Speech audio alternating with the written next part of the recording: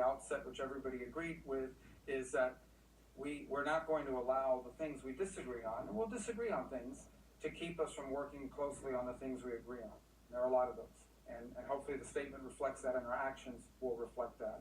And so we feel really good about it. The other announcement, and I think that's already reflected in the president's statements, there was what we felt was a very positive and productive engagement yesterday with President Putin and Special Envoy Witkoff. Obviously, he is on his way back. He should be back, and hopefully we'll convene this weekend. We'll examine the Russian position more closely and determine, the president will then determine what the next steps are. Suffice it to say, I think there is reason to be cautiously optimistic, but by the same token, we continue to recognize this is a difficult and complex situation. It will not be easy, it will not be simple, but we certainly feel like we're at least some steps closer to ending this war and bringing peace, but it's still a long journey. It's a journey of many steps. So, but this is positive momentum. Obviously, we'll see what Russia and others are willing to do. It's not just Russia. Obviously, it has to be things acceptable to Ukraine. But it's been a good week in that front, but there's a lot of work that remains to be done. But, you know, there's reason to be cautiously, and I'm optimistic, but we'll know more once Special Envoy Witkoff, Ambassador Witkoff returns, and we have a chance to all convene and talk about it. And obviously, the president is the ultimate decider on next steps for the United States. Okay. Do you trust Putin? I think it's an irrelevant question. I think in foreign policy, it's not about trusting, it's about action. It's about things that you do. So in the end, on something like this, you can't just say you want peace, you have to do peace. And that's true for both sides in any conflict. So in any war or in any engagement. So I think ultimately, all these things, I would just encourage you guys, if we're going to be serious about foreign policy, to sort of navigate away from some of this is not a reality show, this is not about personalities, this is very simple. You either do things or you don't. There are things you are doing and things you're not doing.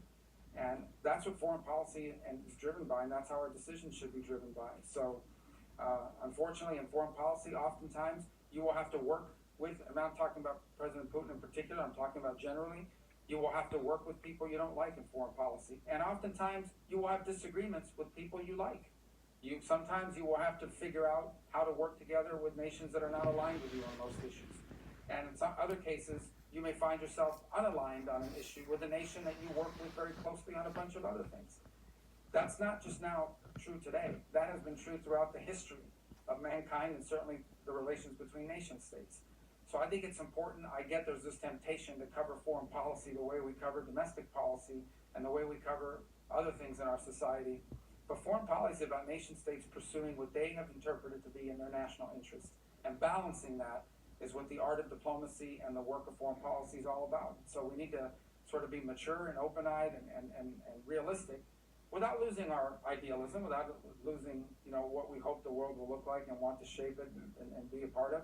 But by the same token, you know, we have to make pragmatic decisions every single day, and that's not true today. That's always been true. Always. Do you have any top lines from Mr. Witkoff? This was a late meeting; it went hours long. Is there anything that he shared? And then, when you do examine the Russian position, the comments by President Putin were quite convoluted and tough to decipher. I wonder if you think that he's playing for time. Well, I think you're not going to.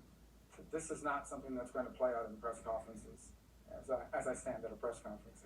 But this is, you know, these, again, I go back to the point I just made. You know, when you if you think about the most recent example of ceasefire negotiations, which was what happened in Gaza and with Israel and so forth, yeah, there were newspaper and there were articles and there was news stories about it, but ultimately, you found out what the results were after the fact.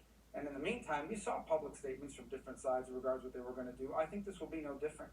So, certainly, we're not going to make our foreign policy decisions on the basis of what a leader simply says at a press conference or somebody puts up on a social media post because there's some blogger close to the Kremlin or something like that. And likewise, I don't think that they're going to do that either. So I would just say that this is going to play out the way things of this nature and caliber have traditionally and normally play out. And that is with the leaders of the countries involved speaking, not in front of the cameras, not in front of the media, but in these negotiations that happen and these talks that happen. So I'm not going to comment on what President Putin said, other than he said he agreed with it in concept. So, Well, again, he said that at a press conference. As I said, and I go back to the phrase I used earlier, I think there is reason for cautious optimism that something good could come of this. Obviously, we're going to wait for Ambassador Witkoff to return. He's not back yet. We're going to reconvene. Obviously, I spoke to him late last night. He spoke to the president well before that. May have spoken to other members of our team. I've been here, but ultimately, we're going to reconvene, and the president will have options available to him, and decisions will be made after that. But I don't want to speculate or characterize anything beyond what I just said until we have had a chance to sit down with Ambassador Witkoff, who's still overseas and in travel. I just want to follow up on that, Mr. Secretary, because when on the way here, you said you were seeking unconditional acceptance. I mean, clearly Mr. Putin is adding a whole series of conditions, and also the president says there should be. Well, how do you know he's adding conditions? From what he said publicly. Well, I go back to the point I made. Let's let this thing play through, okay? And then let's figure out let me at least talk to, let's the team get together on the state side of this and talk to Ambassador Witkoff and go through some of this. Again, we're not going to be involved in this process where I'm being asked to stake a position of U.S. policy on the basis of what someone said at a press conference yesterday. So we're going to work through this thing in a normal, sane fashion. We'll figure out where we are based on what I know at this moment with my conversation with Ambassador Witkoff. He's not here yet. I feel like there's reason for cautious optimism. I think the president shared that today in his True Social post. But there's a lot of work. No, I have never told anybody that this is going to be easy, fast, simple, slam dunk. It'll be hard, but it's important work. We are a better place today, I hope, I believe, we have reason to believe, than we were a week ago. But we still have a long ways to go. It could come together pretty quickly if everyone aligns, but I don't know how aligned we are yet. That's what we're about to find out. So cautious optimism is about the best phraseology I could use at this moment. Based on what we know, we're going to keep working on it. Secretary, the statement that you... I'll get it, but it's just the fundamental element of the president's proposal is it should be an immediate ceasefire. Sure. And that's the proposal. How long does Putin have? Well, in terms of long for what? How long does, because there are those who say he's playing for time, because he's adding conditions, Well, this war's been going on for 3 years. So I think the question, and with no end in sight at this point, without this intervention by President Trump. So I think the question is the fundamental question really is not how long. I think the question is, are we actually moving towards a ceasefire, or is this a delay tactic? I'm not going to answer that because I can't characterize that for you right now. I think we'll know sooner rather than later, and a lot of that will be based on the conversation Ambassador Witkoff had yesterday and other factors that are in play. But we're not there yet, but we will get there. The president wanted it to be yesterday and the day before. But we're certainly at least talking about peace for the first time in 3 years. Now we'll have to figure out how close we truly are, and that's going to take some time. And Witkoff's not here yet, so here meaning stateside. Mr. Secretary, the joint statement says that there's a need for robust and credible security arrangements for Ukraine.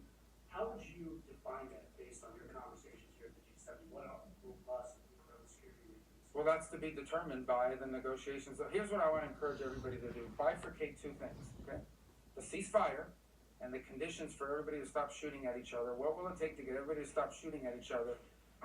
And then moving to a negotiating table on settling the war with finality. Two separate processes. Process number one is, what do we need from both sides in order to stop the shooting and the fighting? So that you can get to a negotiating table. That's the second phase. As part of that second phase, there will obviously, every country in the world has a right to security, has a right to defend itself, has a right to protect its territory. That will have to be part of that conversation. And it will have to be something that involves not simply the views of the United States, but other countries that are involved in it. I've repeated this over and over again. The European Union has imposed significant sanctions on the Russian Federation and on individuals inside of Russia. So they will have to be consulted and they have to be engaged in this process and so forth. So let's not predetermine or start putting everything ahead of itself here. The process of what long-term security means for Ukraine, that will be something that Ukraine will obviously have to agree with, and that will have to be worked through as part of that second phase. But we can't get to the second phase till we get through the first phase. We think it's very difficult to negotiate lasting peace and security in the midst of a all-out war.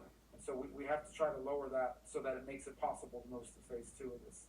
Secretary, the statement that you issued a little while ago also notes that the G7 discussed ways to impose costs on Russia, should that become necessary to include caps on oil prices, additional support for Ukraine using seized sovereign Russian assets?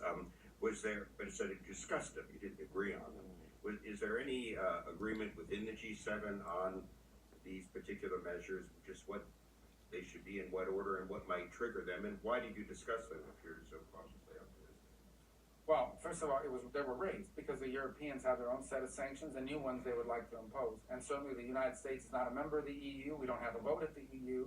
And so whatever they determine and decide to do, we can't control it.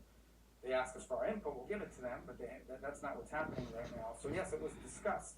As far as U.S. sanctions are concerned, the president on 2 occasions in the past week has reminded everybody that the U.S. has these options available to it, but he doesn't want to do that right now because he's in the hopes of attracting people, both sides, to a process where we can